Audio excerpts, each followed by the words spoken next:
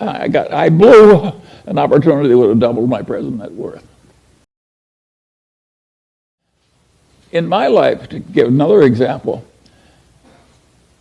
the Mungers would have twice the assets they now have if I hadn't made one mistake of omission back in the 1970s. And really stupid. And I blew an opportunity that would have doubled my present net worth. That is a normal life. You get one or two. And how things work out, it's the basis. We all know people that are out married, their spouses are so much better. Think what a good decision that was for them. And what a lucky decision, way more important than money. And a lot of them did it when they were young, they stumbled into it. Now, you don't have to stumble into it. You can be very careful.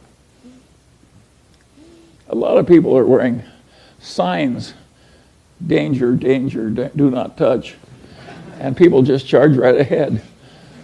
That's a mistake. Well, you can laugh, but it's still a horrible mistake. And it's been fun for the people on this board to know one another and work on these oddball things and to handle life's vicissitudes. Of course, it's very peculiar that we're so old. I mean, imagine a place where Gary Wilcox is one of the young men. And his wife is still a golf champion, but that's not because she's good when she's old. I mean, yeah, it's an amazing group, and that's an interesting example too. Imagine being as old and as impaired as I am, and having a pretty good time. How does that happen? Well, that is another story. I can tell a couple of other stories too, because you like stories. Here's an apocryphal story that is very instructive. A young man comes to visit Mozart. And he says, Mozart, I want to write symphonies. And Mozart says, how old are you? And the man says, I'm 23. And Mozart says, you're too young to write symphonies. And he says, but Mozart, he says, you were writing symphonies when you were 10 years old. And Mozart says, yes, but I wasn't asking other people how to do it. Now there's another Mozart story. Here's the greatest musical talent maybe that ever lived. And what was his life like? Well, he was bitterly unhappy and he died young. That's the life of Mozart. What the hell did Mozart do to screw it up? To make himself, well, he did two things that are guaranteed to create a lot of misery. He overspent his income scrupulously. That's number one. That is really stupid. And the other thing was he was full of jealousies and resentments. If you'll overspend your income and be full of jealousy and resentments, you can have a lousy, unhappy life and die young. All you've got to do is learn from Mozart. You can also learn from that young man who was asking Mozart how to write symphony. The truth of the matter is that not everybody can learn everything. Some people are way the hell better. And of course, no matter how hard you try, there's always some guy that achieves more. Some guy or gal. And my attitude is, so what? Does any of us need to be the very top of the whole world? It's ridiculous. And another thing that people do that I regard as amazing is they build these enormous mausoleums. I think they figure they want people to walk by that mausoleum and say, gosh, I wish I were in there.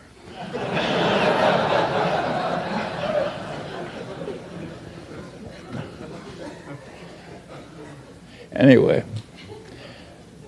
you can see we've had some fun as we go along, and it's worked so well, but if you actually figure out how many decisions were made in the history of the Daily Journal Corporation or the history of Berkshire Hathaway, it wasn't very many per year that were meaningful.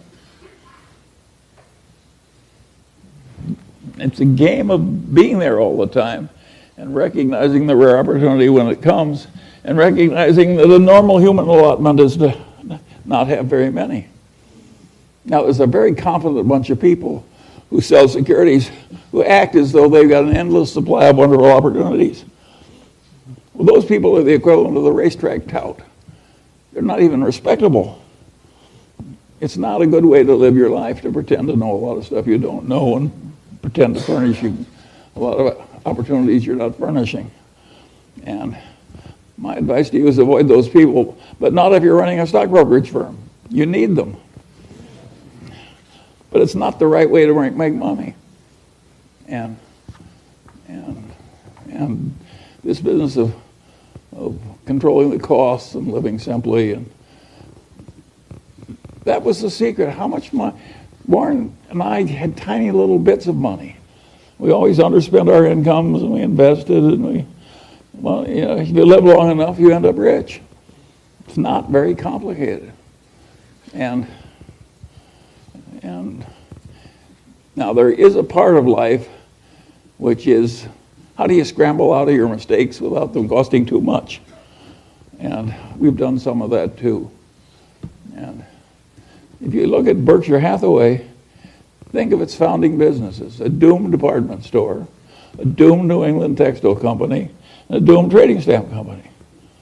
Out of that came Berkshire Hathaway. Now, we handled those losing hands pretty well, and we bought into them very cheaply. But of course, the success came from changing our ways and getting into the better businesses.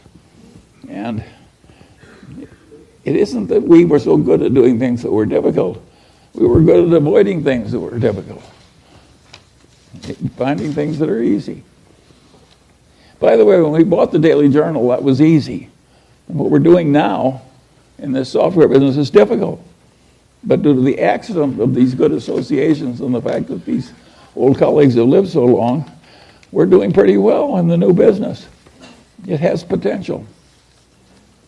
And it's fun to do. And how many declining newspapers have hundreds of millions of marketable securities lying around and a new business with some promise? We're like the last of the Mohicans. It's for Jerry. Oh, he's giving it to somebody important.